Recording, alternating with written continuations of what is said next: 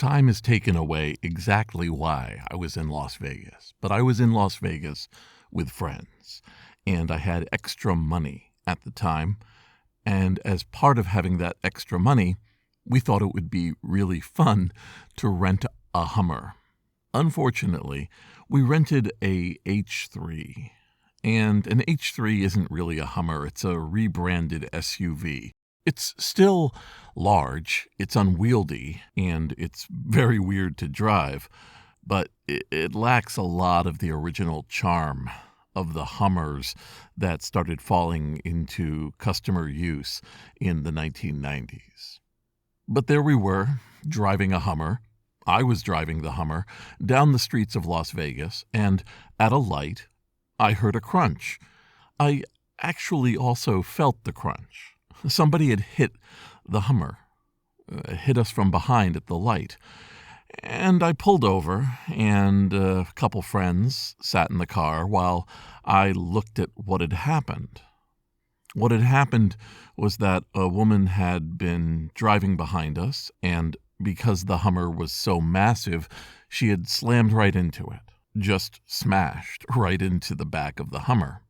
And I just remember her face. It was a combination of fear and loss and concern. And I remember her telling me that her husband handled the insurance and she didn't know how to move forward. And you could see she was really working herself up about all of what was going on. But if you looked at the Hummer and you looked at her car, the Hummer didn't have a mark on it. This massive, ridiculous bumper in the back was unscathed. Her hood, however, had accordioned up, actually revealed the entire engine, and the entire hood was now in a tiny fraction of the original space. That car was going to need a new hood, and it was probably going to need a few other adjustments too. And I looked at her while she looked at me, absolutely, profoundly terrified. And I said, I don't have any problem here. This truck is completely undamaged. I got no complaints with you. We're good here. And I could see the look on her face as she realized that this wasn't going to be courts and reports and insurance and goodness knows what else. It was now a repair job. And I remember she was still so worked up in adrenaline that I gave her a hug. I gave this elderly woman a hug because I wanted her to know it's going to be fine. You're going to get through this. And I'm out of the picture. What I had done, in other words, was that I had given her a break. I had taken something that was going to be weighing down her life and just took it away, or at least took a lot of it away. And the reason I did that was because I'd had my life changed when I was given a break. This is Jason Scott Talks His Way Out of It, a podcast about technology, history, and getting myself out of debt. Thanks to Jeff Atwood and the hundreds of other supporters on Patreon and elsewhere who have been supporting me and helping me get out of debt. There's some sort of mythology that accompanies a lot of people where you describe how things got done, or even worse, how you think things got done for others. And it's usually a pretty straightforward push and pull. A person had a bucket of problems, they had a bucket of money that they earned on their own, and they poured the bucket into the other bucket and the problems were gone. That they were able to functionally move through whatever obstacles and barriers were in their way, and it worked out for them. They made it happen. They took the earth by the lever, pulled the lever with the strength of their skill and independence, and moved the earth. Now, my observations may be anecdotal, but I don't believe that. I don't believe, looking back on my own life and seeing the lives of others, that it's simply a case that somebody went out into a field, put down 4 stakes, and then within a short time, on their own, had a humming, moving, industrial change in the world, an unstoppable success that represented them single-handedly making it happen. I just functionally have never seen that on my own. I've seen people with initiative and energy, but even those people with initiative and energy are talking with others or collaborating with others. Maybe they're coming up with ideas and presenting them to a trusted set of friends to get feedback. And it doesn't matter whether they're starting out or they're 20 or 30 years into their active life of making collectives and companies and startups. They have a support network. Support networks of money, of time, of encouragement, of feedback. They all have that. And in bright white spots among their lives and my own life are these moments when we were given a break, when we were facing something down, something that was going to make us have to spend months or years undoing whatever the problem was or facing down this issue. And somebody looked at us and said, you know what? Don't worry about it. I mean, I have so many cases. I would find myself at wit's end because I had been up all night worrying about what was going to happen, what thing was going to make things happen, only then to have the other party wave away out of the literal goodness of their heart my concerns that were representing my stress. Maybe they wanted me to still collaborate, but I wasn't facing down fees and costs and time like I was before. There are so many of these stories that I feel strange focusing on any. One of the most formative ones was working for 9X, where I, as a temp, did a 62-hour week because they were doing crunch for a report. So I was coming in at 8:30 and I was staying till midnight, till 1 o'clock, 2 o'clock, and in one case 3 o'clock to make things happen for them. And when you do temping for companies, you have a timesheet. And on that timesheet, you indicate when you came in, when you left, and if you took any time off for lunch, you add it all up. You get some sort of hour tally. And then whoever's in charge of the temps has to hand sign your carbon copy timesheet so that you can get paid. And I was terrified about walking in with a 63-hour work week. I felt it looked fraudulent. I felt it was taking advantage. Now, 50-something me can look at this and say that 19-year-old me was not understanding what was going on. But on the other hand, Artuo, and I still remember Artuo's name, could have just signed it. But I remember him looking at it and saying, oh, this won't do. And he crossed out the 62 and he put 80. And for that extra bit of money, for those extra hundreds of dollars, my mind blew up. I couldn't believe that somebody in this world would be that generous.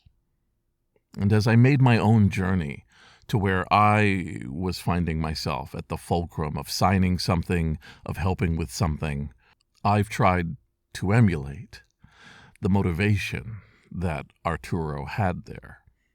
Now, let's be clear, I got a number of breaks throughout my life, up to nearly the present day, making deals with people or being told an opportunity comes up that wasn't available the previous day and I just happened to luck out, but the person let me jump on it with very little warning. Even the acquisition of my new office was a case where I was trying to acquire unfinished warehouse space, finding that it was cheaper than office space. But by the time I got there, they said, we've actually finished the warehouse space, but we can give it to you at that price. I lucked out. That felt amazing. And it was a phrase you don't often hear, the kindness of this landlord, that caused it to happen. So when I find myself in situations where simply by doing nothing, by not taking an active stance or playing through on some sort of hard line, you have to experience this, and then offering to somebody the chance to turn around and think about the many other problems on their plate, I do leap at it. Besides this Hummer-related accident, and I haven't rented a Hummer since, there have been other situations where I've stood next to somebody who is suffering from concerns about how to make something happen, where a few dollars, a few hours, or even letting things be and not making a fuss helps them to an outsized degree compared to what effort I'm taking. Simply not making a big deal or saying, well, come in this way, approach it this way, use these words and I can help you.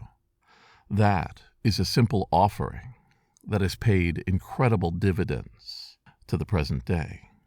What I'm saying is that we all find ourselves both in need of breaks and in situations where we can give a break. With a simple movement, be able to truly change somebody's life. And I'll tell you, if you haven't figured it out already, that giving somebody a break, it has such enormous, delightful outcomes with very little relative risk. The amount of times that I've given somebody a break and, well, they've just taken advantage of me, it's not zero.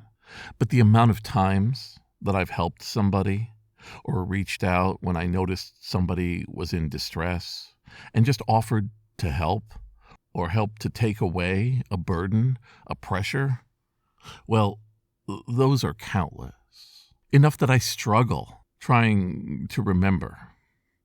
It's been many years since I had my Hummer smashed into by a very scared, very concerned woman who had a car that was going to need a lot of work. But in the same way that I was able to turn to her and just take away half of her problem, I like to think that I've turned around or been turned around too and given those magic words that pay such incredible emotional dividends. Don't worry about it. This is Jason Scott Talks His Way Out of It. Thanks to James Bekoyanu, Ernie Hershey, Michael Rubin, David Fisher, Dilip Reddy, Sean Kelly, Trixie the Cat, Martin, Symbionts, Benjamin Guts, Joey Mink, and Anonymous, along with the hundreds of other supporters on Patreon and elsewhere who have been supporting me and helping me get out of debt. One time, I was speeding. Let's be clear, I was speeding. And I found myself in court. And back then, what you do is you go to court and you speak to the town attorney, and they make a deal. The deal is to keep a mark off your driver's license so you're not in risk of losing it or paying higher insurance premiums. And so what they'll say is something like, how about littering? It'll probably be $125. And you say yes, because paying $125 for littering is better than paying $125 plus various marks on your driver's license. So I went to the main court, and there was the judge, and there were a couple cases in front of me. And one of them was a father and son pair. And it was quite clear the son had done something. Maybe it was speeding, maybe it was running a red light. Whatever it was, they were nervous. They were very, very nervous. The father was reassuring the son. The son was dressed in a suit and tie and was looking into the middle distance while the other cases were moving through. And I could really sense that this kid was suffering under an emotional weight that had probably been weighing on him for weeks. And their time came up, and they both walked up to the judge. And I remember the judge gave him a long talk about understanding what he had done, that he should be more careful, and that he should be a better person. And each time the boy agreed and nodded, and then the judge said, "I'm giving you a suspended sentence. Be good for the next 6 months." And he hit his gavel, and it was like watching a stone weight lift off that child's back. He had taken away that pain that had been eating away at him for who knows how long. And they both left through the side exit. And then it was my turn. 40-something years old, smiling, dressed not casually, but not with a suit and tie. And the judge looked at me and the gray hairs on my beard, and he said $250 and hit his gavel. And I realized I had just paid for that kid. And you know what? That was fair. That was really fair.